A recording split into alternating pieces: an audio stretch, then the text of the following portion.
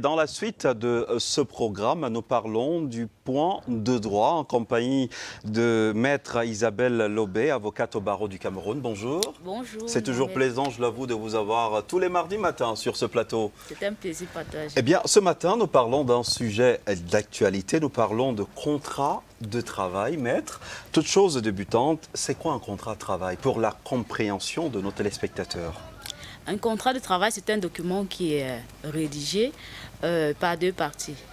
Et il y a l'une des parties qui doit effectuer un travail contre rémunération à l'autre partie. Donc on parle d'un travailleur et de l'employeur. Et nous devons savoir que le travail est réglementé par notre code de travail du 14 août 1992. Et devons aussi savoir que le contrat de travail peut avoir une durée déterminée ou indéterminée. Donc voilà un peu, entre autres choses, ce qu'on retrouve dans un contrat de travail. Vous parliez justement de contrat à durée déterminée à un contrat à durée indéterminée. Quelle est la différence fondamentale entre ces deux contrats? Le contrat à durée déterminée, c'est un contrat qui est rédigé pour une durée de 2 ans, renouvelable une seule fois. Par contre, le contrat à durée indéterminée n'a pas un délai fixe et il peut être rompu à tout moment par l'une des parties, mais à condition qu'un préavis soit d'abord servi à la partie qui va se voir, rompre la relation professionnelle qui existe. Oui. Alors maître, le Cameroun, on le sait, c'est un pays ouvert sur le monde. Je voudrais un peu qu'on évoque la situation des travailleurs de nationalité étrangère. Bon, concernant les travailleurs étrangers, selon notre Code du travail de 1992, il est question d'abord d'avoir l'avis du ministre en charge du travail. Et après cela, il y aura un contrat qui sera rédigé. Mais dès le moment où le ministre en charge du travail refuse de viser ce contrat-là, il sera nul de plein droit. Mais si, après un délai de 2 mois, il n'a pas réagi, on va considérer que le contrat de travail a été accordé à l'étranger. À l'étranger, oui, effectivement. Dont le silence vaut accord. Ah oui. Pendant une durée de 2 mois. Si après la demande, parce qu'ici aussi il y a une question de visa. Si on a rédigé un contrat et qu'on a soumis auprès du ministre en charge du travail, et vous savez qu'il faut un visa pour arriver au Cameroun, si après cette demande-là, 2 mois sont écoulés et que le ministre n'a pas réagi, on va considérer qu'il a donné son accord pour le visa et le contrat du travail. Très souvent, avant d'être recruté au sein d'une entreprise, le travailleur est soumis à une période d'essai. Que prévoient les dispositions légales au sujet de cette période précise? Déjà, la période d'essai est là déjà pour permettre au travailleur de démontrer ses capacités à servir l'employeur.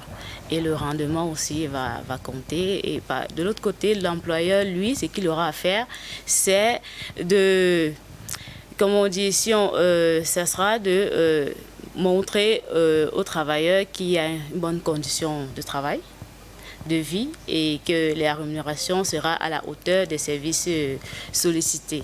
Il y a aussi l'hygiène qui va entrer en compte, il y a le climat, il y a la sécurité. Bon, il y a bien nombre d'éléments qui entrent en compte durant la période d'essai.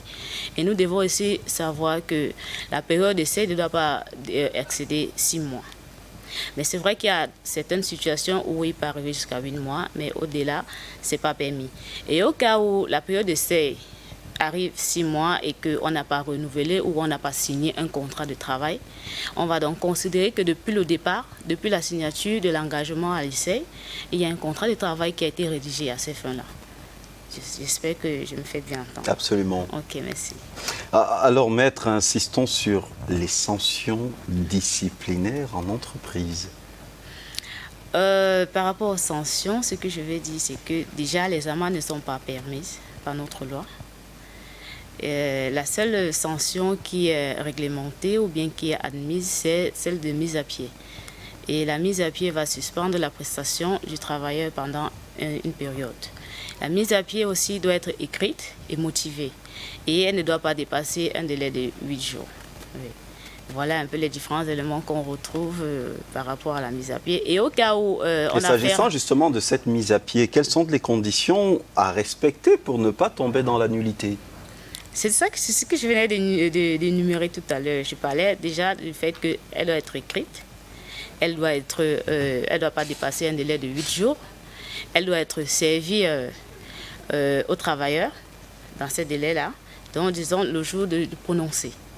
Et il doit aussi être notifié à l'inspecteur du travail du ressort dans les 48 heures. Est-ce qu'il est arrivé des cas où on a vu les patrons donner des mises à pied verbales aux employés? Non, c'est pas réglementé. C'est nul et de nul effet en fait.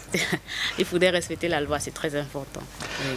Alors, merci, Maître Isabelle Lobé, avocate au barreau du Cameroun, pour toute cette précision. C'était la première partie s'agissant du contrat de travail, un sujet d'importance dans notre contexte au Cameroun. Mardi prochain, si vous en avez convenance, on parlera de la résiliation du contrat et des licenciements abusifs. Oui, on va continuer dans ce sens. Merci d'être passé ce matin et très belle journée à vous. Je vous en prie. Bonne journée aussi.